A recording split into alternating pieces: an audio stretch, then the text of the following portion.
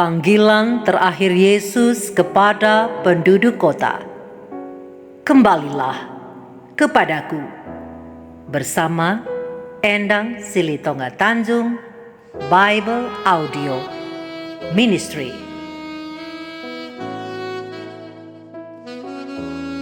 Sahabat-sahabat yang tinggal di kota, sebelum Kristus datang kali yang kedua untuk menjemput umatnya, Tuhan hendak menguduskan umat-umatnya melalui hari Sabat, dan juga menguduskan umat-umatnya itu melalui makanan yang Ia pilihkan. Di dunia yang penuh pilihan, manusia bebas menentukan apa yang ia makan, apa yang ia minum, dan bagaimana ia hidup. Namun di tengah kebebasan itu, ada satu pertanyaan penting. Apakah pilihan kita itu memuliakan Tuhan? Firman Tuhan berkata, jika engkau makan atau minum, atau jika engkau melakukan sesuatu yang lain, lakukanlah semuanya itu untuk kemuliaan Allah. 1 Korintus 10 ayat 31. Semuanya termasuk makanan kita. Sejak dahulu, Tuhan telah memberikan petunjuk yang jelas. Dalam Imamat pasal 11, Tuhan membedakan makanan yang bersih dan yang tidak bersih. Untuk hewan darat, yang boleh dimakan adalah yang memiliki dua syarat, yaitu memama biak dan berkuku belah, seperti sapi, kambing, domba, rusa, dan lain-lain. Namun ada juga yang tidak boleh dimakan, meskipun terlihat biasa, seperti babi misalnya, anjing, kuda, karena memang berkuku belah, tetapi mereka tidak memama biak. Apalagi dengan tikus, kelinci, kelelawar, unta, dan lain-lain yang tidak memiliki kedua ciri yang Allah tetapkan. Bagaimana dengan binatang air? Untuk binatang air, yang boleh dimakan adalah yang bersirip dan bersisik, seperti ikan kembung, ikan bandeng, bawal, dan lain-lain yang memiliki dua ciri ini. Tetapi yang tidak bersisik, seperti udang, kepiting, kerang, ikan lele, tidak termasuk yang Tuhan izinkan. Dan untuk kelompok burung, Tuhan juga membedakan. Burung yang memakan bangkai atau yang bersifat pemangsa tidak dianggap bersih untuk dijadikan makanan. Mengapa Tuhan mengatur semua ini? Tentu bukan untuk membatasi, tetapi untuk melindungi. Karena Tuhan tahu apa yang baik bagi tubuh kita. Ia tahu apa yang dapat menjaga tubuh tetap sehat dan apa yang dapat merusaknya. Oleh karena itu firman-Nya mengingatkan kita, atau tidak tahukah kamu bahwa tubuhmu adalah bait Roh Kudus dan kamu bukan milik kamu sendiri? 1 Korintus 6 ayat 19. Sahabat-sahabat di perkotaan, tubuh kita ini adalah milik Tuhan, bukan untuk diperlakukan sembarangan, bukan untuk diisi dengan apa saja. Tetapi tubuh kita ini, tubuh ini adalah tempat Roh Kudus tinggal. Oleh sebab itu, tubuh kita harus dijaga, dihormati, dan untuk dipakai memuliakan Tuhan. Namun seringkali sebagai manusia kita menganggap ini hal kecil. Tidak apa-apa, semua orang juga makan. Tetapi Tuhan melihat hati kita yang mau menurut. Ketaatan dalam hal kecil menunjukkan kasih yang besar kepada Tuhan. Tetapi Tuhan tidak memaksa, Ia hanya mengundang. Tuhan mengundang kita untuk hidup lebih baik, untuk hidup lebih bersih, lebih sehat, lebih kudus, dan untuk hidup lebih dekat dengan Dia. Karena Ia berkata, hendaklah kamu kudus sebab Aku kudus. Kekudusan bukan hanya tentang ibadah saja, tetapi tentang seluruh hidup. Apa yang kita makan adalah bagian dari penyembahan kita. Untuk itu, hari ini Tuhan kembali memanggil.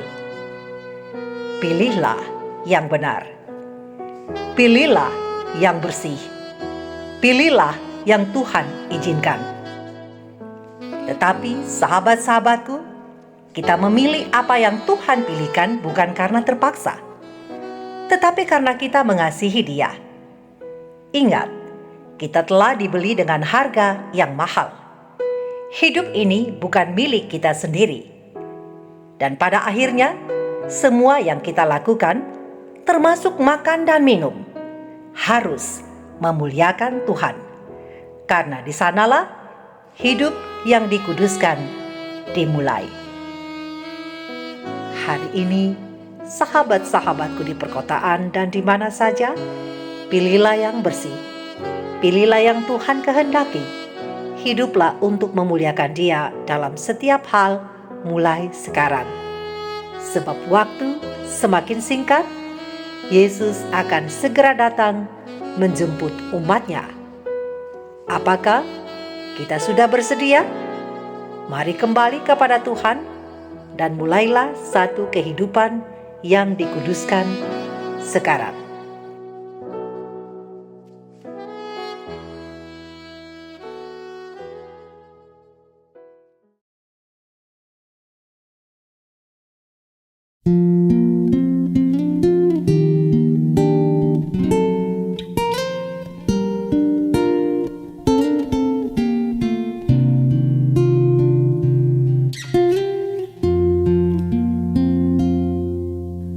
Ku jadikan